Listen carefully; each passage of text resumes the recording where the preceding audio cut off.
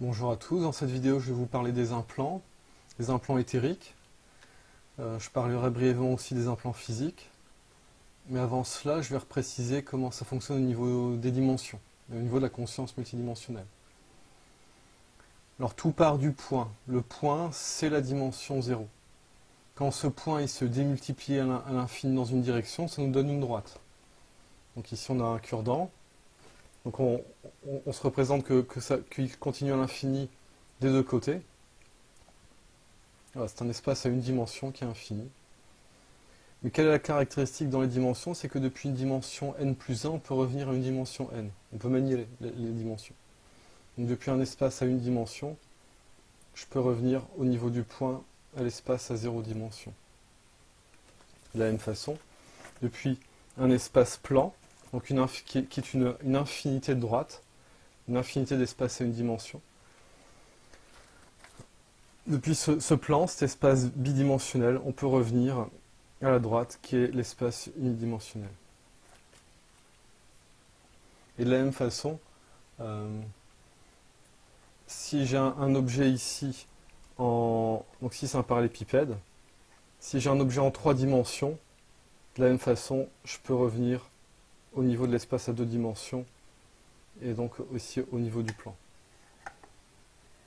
Mais vous l'aurez vu, c'est toujours depuis l'espace n plus 1 que je peux revenir à l'espace n. Et là où c'est un peu moins facile à se représenter, c'est quand on rajoute une dimension, une quatrième dimension.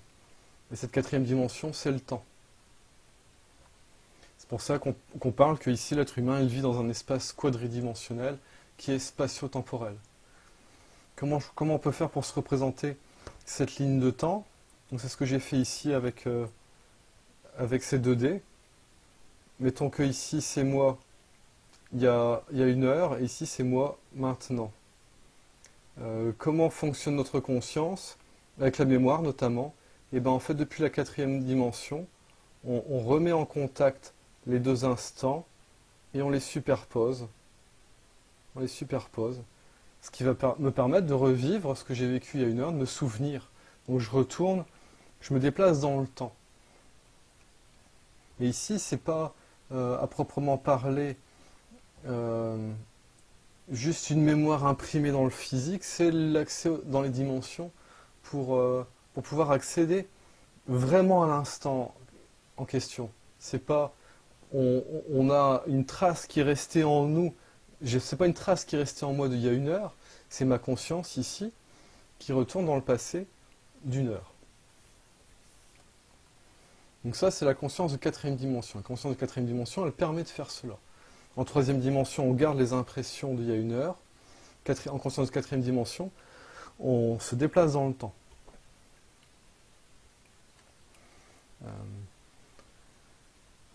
Donc ici, pour bien préciser, ici, en tant qu'être humain, je vis au niveau tridimensionnel, d'instant en instant, et je vais avoir une ligne temporelle qui est le chemin que j'ai parcouru. On va dire que cette ligne, elle part derrière moi et elle avance, et que devant moi, c'est mon futur. Cette ligne temporelle, derrière moi, c'est tout ce que j'ai fait, et devant moi, c'est tout ce que je vais faire si je continue dans la direction que je prends ici et maintenant. Ce que je suis en train de dire, c'est qu'à chaque instant, on peut faire bifurquer cette ligne, et on peut choisir des choses différentes. Mais ça, c'est en le faisant d'instant en instant, depuis la troisième dimension. En conscience de quatrième dimension, on est capable de voir d'où on vient et on est capable de voir où on va. Conscience de cinquième dimension, c'est toujours pareil. Ici, on est revenu sur une droite. Conscience de cinquième dimension, c'est une infinité de droites, donc une infinité de lignes temporelles. Donc ça fait comme un plan temporel. Et sur ce plan temporel, il y a tous les choix que je peux faire. Donc ce qui fait que plus notre conscience elle accède aux dimensions élevées, plus on a une capacité d'anticipation des événements. Les animaux rudimentaires, ils sont dans la conscience de troisième dimension. Ils vivent d'instant en instant, ils réagissent d'instant en instant. Bon. L'humain classique, lui, il est en conscience de quatrième dimension, donc il arrive à peu près voir d'où il vient et à peu près voir d'où il va. Je dis à peu près parce que si on demande à quelqu'un qu'est-ce que tu as fait exactement jour pour jour il y a 10 ans, souvent on n'est pas capable de répondre parce que notre conscience en quatrième dimension, elle n'est pas suffisamment précise depuis ce qu'on vit ici pour pouvoir faire ça. Certains l'ont, hein, on appelle ça la mémoire absolue. Donc on voit quand même que c'est possible. Donc je parlais euh, on va dire du plan temporel. Donc ça c'est en conscience de cinquième dimension. Et ensuite ces plans, ils se démultiplient à l'infini, on va dire pour créer un espace temporel. Mais ici c'est chaque dimension qu'on a à chaque fois. Donc ça c'est en conscience de sixième dimension qu'on commence à accéder à ça, à comprendre que en fait il n'y a pas juste un plan temporel, c'est pas juste nous ici avec toutes les possibilités que l'on a de faire des choix, c'est la même chose mais parce qu'on existe de façon simultanée, en parallèle, dans chaque dimension, voilà, chaque dimension, chaque monde parallèle. Donc ceci étant dit, je vais expliquer un petit peu comment ça fonctionne la vision à distance, ce qu'on appelle remote viewing en anglais, et aussi en quoi ça consiste le fait de pouvoir se déplacer en conscience dans les dimensions. Donc qu'est-ce que c'est que le remote viewing, la vision en distance? C'est notre capacité à percevoir l'information, l'information qui est très éloignée du corps physique, des informations que ne peuvent pas accéder nos yeux. Donc par exemple ici, je suis chez moi, mais mes yeux là, ils ne sont pas capables de voir à travers le mur pour aller voir la boulangerie qui est à 1 km. Par contre, au niveau de la conscience, on a la possibilité de faire cela. Comment je fais pour trouver l'information, de savoir où je vais? Donc là, de façon simple, je peux utiliser ma mémoire. Ma mémoire, elle me donne les coordonnées dimensionnelles de où se trouve la boulangerie. Et donc j'utilise ces coordonnées, je projette ma conscience, je m'y retrouve, et là je peux observer ce qui s'y passe. Donc ici, on le fait au niveau de la troisième dimension. Comment on fait pour faire ça? Eh bien, c'est ce que j'ai expliqué tout à l'heure. C'est-à-dire que ici, si ça c'est l'espace tridimensionnel, depuis la dimension du dessus, depuis la quatrième dimension, on est capable de mettre en contact deux points qui ne sont pas proches les uns des autres. Et donc ici, j'ai la capacité, comme ici tout à l'heure, de superposer. C'est pas ici, c'est pas deux moments différents, mais ici c'est deux endroits différents. Donc je suis ici, ici il y a la boulangerie. Eh bien, qu'est-ce que je vais faire? Je vais superposer les deux. Donc je me retrouve au niveau de la boulangerie et j'observe ce qui se passe, alors combien il y a de personnes dans la boulangerie, et ainsi de suite. Mais une fois qu'on comprend qu'on peut faire cela au niveau de l'espace, on peut aussi le faire au niveau de l'espace-temps. Donc j'ai la possibilité d'aller regarder la boulangerie il y a 10 ans, et là où c'est un petit peu étrange, c'est que j'ai la possibilité de regarder la boulangerie dans 10 ans. Alors comment c'est possible d'accéder à la boulangerie dans 10 ans? Ça c'est l'univers, c'est la conscience qui nous permet d'accéder à ça.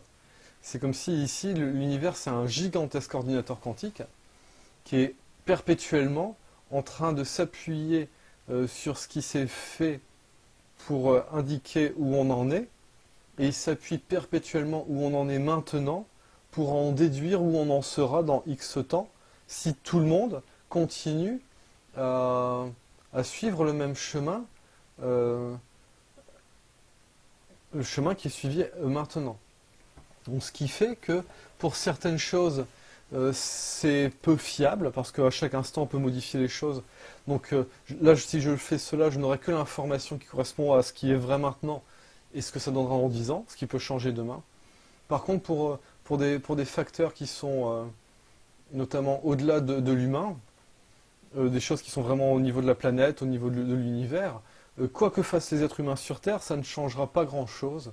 Et donc pour certains aspects, c'est vraiment fiable, parce qu'en fait, quoi qu'il arrive, si je puis dire, ça se passera comme ça. Donc au niveau du déplacement de la matière sur la planète, ou au niveau de comment la vibration s'élève ici sur Terre, qu'est-ce que ça va donner dans 10 ans, ça on peut le voir avec précision.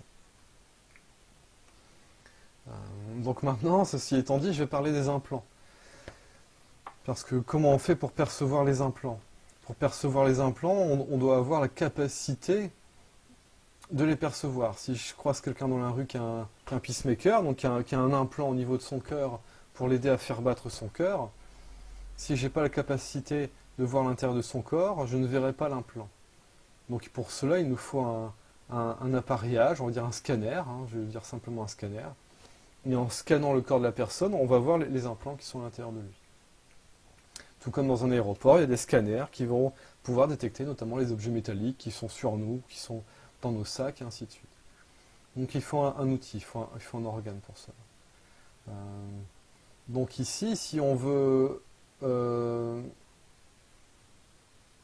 accéder aux implants qui nous impactent ici dans notre dimension humaine, il faut bien comprendre que c'est un système, que ce que l'on est, c'est un système multidimensionnel de poupées russes, où toutes les poupées sont reliées les unes aux autres, et que si on a des implants sur nos corps dans les autres dimensions, ça va venir nous impacter ici, même si en cherchant ici, on ne trouve pas d'implant.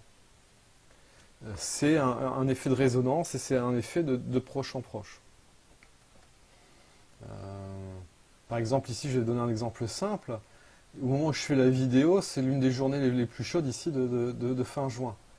Ce n'est pas visible cette chaleur. Pourtant, cette chaleur, elle m'impacte et elle rend moins facile, moins agréable le fait de réaliser la vidéo. Donc elle n'est pas visible, mais on en sent bien les effets. Donc déjà, le fait de prendre conscience que l'on est un être multidimensionnel et qu'on a ce que je qualifie d'âme avec un grand A, un je suis, qui centralise toutes les dimensions, c'est important.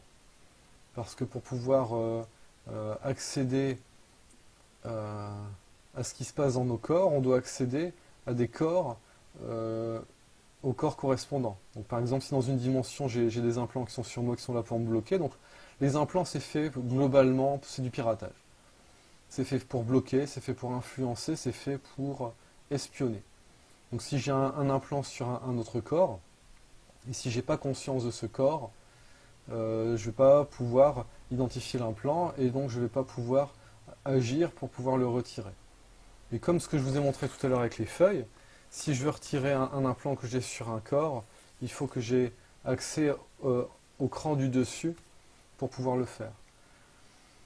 Donc alors pour les êtres anciens qui vivent sur plus de 12 dimensions, c'est les je suis dimensionnels qui nous permettent d'accéder aux dimensions du dessous. Alors on va dire que si j'ai 12 dimensions, la 12e dimension c'est le je suis, et donc les 11 dimensions en dessous sont gérées par le je suis. Donc si j'ai conscience, ma conscience est placée au niveau de ce je suis, je peux observer les 11 autres corps, et s'il y a des implants, je peux agir dessus pour les enlever. J'explique cela pour dire qu'il y a que tant qu'on n'a pas accès au je suis de la dimension, de la gamme dimensionnelle où sont nos corps, on ne peut pas vraiment agir sur nos corps. Sauf si le corps n'est pas suffisamment bloqué pour qu'on puisse se synchroniser avec lui. Donc, par exemple, c'est ici moi en conscience de 3e dimension, ici moi par exemple dans la 5e. Je vais synchroniser les deux. Je vais voir ce qui se passe au niveau de mon corps de 5e dimension. Et par exemple, je vais me rendre compte que j'ai les pieds qui sont bloqués, j'ai des implants, j'ai des menottes. Et donc ici, avec la conscience, on va dire que symboliquement, j'ai mon énergie, j'ai mes mains qui sont libres, je peux agir, je vais pouvoir intervenir pour enlever les menottes. Mais c'est exactement la même chose qu'ici. Ici, si vous êtes là et qu'on vous a mis des lunettes noires par exemple sur les yeux, et que vous ne vous en rendez pas compte, vous fonctionnez, mais tant que vous n'avez pas conscience qu'il y a les lunettes noires, vous ne pouvez pas les retirer. Donc c'est un petit peu ça le plus délicat avec les implants, c'est que tant qu'on ne prend pas conscience qu'ils sont là, eh ben, ils agissent malgré nous, et on va considérer comme étant normal quelque chose qui n'est pas normal. C'est-à-dire que si je mets mes lunettes de soleil, je vais voir tout d'une certaine façon, ça va être filtré, je vais croire que c'est ça la réalité jusqu'au jour où on va m'enlever les lunettes, et que là je vais réaliser, ah bah non, ce que je voyais c'était pas la réalité, c'était filtré. Alors là quand c'est juste un filtre sombre c'est une chose, mais quand ces lunettes en question sont capables à l'image de lunettes de réalité virtuelle, de nous faire voir quelque chose qui n'est pas là, là c'est un peu plus complexe. Donc les implants sont systématiquement négatifs. Les implants, c'est mis en place par l'ombre. Les êtres qui ont des implants, donc au niveau de leur parcelle d'âme, soit ce sont eux-mêmes qui se sont mis les implants, soit c'est d'autres êtres qui ont mis les implants pour les espionner, pour les contrôler, pour les influencer. Donc tout ça, c'est en lien avec les jeux de pouvoir de l'ombre. La lumière ne fonctionne pas avec des implants, ça ne fonctionne pas comme ça. Alors les implants, ils sont de plusieurs types. On a des implants qui sont vraiment rudimentaires, je vais appeler ça des puces. Donc tout ce qui est puces, on peut par exemple en avoir ici relié à notre sang. Donc on a des puces qui sont qui peuvent être liés par exemple à chacune de nos cellules sanguines, à chacune de nos hématies. Donc ça fait un paquet de puces à enlever. Et ces puces, elles servent à quoi? Elles servent à nous localiser et elles servent aussi de ciblage. C'est-à-dire que là, quand je parle de puces, c'est comme les puces RFID, comme maintenant qu'on met dans les étiquettes, des étiquettes de prix dans les supermarchés ou dans les cartes bancaires et ainsi de suite, quoi. Cette puce-là, elle contient des informations qui vous concernent, et ça permet de vous localiser et ça permet aussi d'activer des choses. Si vous franchissez un portique, que votre passeport il a été ciblé, et ben le portique va se mettre à sonner. Donc à l'aéroport, les douaniers arrivent et on vous attrape. Voilà, mais il y a exactement la même chose dans les dimensions. Je vais vous donner un cas de figure. Une fois, comme ça, je suis allé dans un lieu public, j'ai croisé quelqu'un. Et quand je suis ressorti, j'avais sur moi des pactes, des parchemins, qui étaient plantés avec des sortes de fléchettes, de pieux. J'ai dit, ah, c'est vraiment super sympa. Donc, alors je vais voir l'âme de la personne qui m'a fait ça, parce que j'avais capté qui c'était. J'ai dit, mais alors qu'est-ce que c'est que cette histoire? Et elle me dit, mais ça, je n'ai pas fait exprès. Et elle disait vrai. C'est-à-dire que elle, son âme avait pactisé avec certains êtres, certaines énergies, elle est devenue une porte d'accès. Et qu'est-ce qui se passe? Elle a le programme pour me balancer des pactes. Moi, je rentre dans la même pièce qu'elle, mon puçage s'active, son programme s'active, et mes puces, elles servent un petit peu comme de cible de fléchette. Et je me prends les pactes, et je me prends les pactes qui sont des parchemins, c'est des sortilèges, hein, c'est de la magie noire, et je me prends les trucs. Ça se fait en automatique. Donc là, on va dire que ça, c'est des petits implants rudimentaires, quoi. Les puces et qui permettent de mettre autre chose. Est-ce qu'on peut appeler ça aussi des implants? Je ne sais pas. Ensuite, on a des implants qui sont un peu plus significatifs. On va appeler ça des boîtiers. Les boîtiers, on va trouver ça principalement au niveau des centres énergétiques. Et les boîtiers, ça sert vraiment à pirater, à nous faire dire des choses, à nous faire comprendre, voir les choses différemment. Voilà, c'est vraiment comme quand, vous voyez ça, on voit ça dans le film d'espionnage, hein, il y a un centre de surveillance, la personne arrive, elle met son petit boîtier au niveau du central téléphonique, électronique, tout ça, et hop, il réussit à pirater tout le bâtiment, et ainsi de suite. Donc les boîtiers, ça sert à faire ça. Quand on a des boîtiers sur nous, c'est bien de les identifier pour pouvoir arrêter de se faire pirater par les êtres correspondants. Et ensuite, il y a parfois des implants qui sont encore beaucoup plus conséquents, c'est-à-dire que ça peut être carrément des parties de corps. Donc cas classique, vous êtes dans une dimension, quelqu'un s'en prend à vous, mais vous êtes protégé, donc par exemple il va vous balancer un tir de canon laser ou une explosion, ça va vous arracher le bras. En vous arrachant le bras, ça crée un trou dans votre champ d'énergie, et donc lui, il vous récupère, hein, vous êtes toujours vivant, il vous récupère, il s'insère, il vous met un bras artificiel qui lui correspond,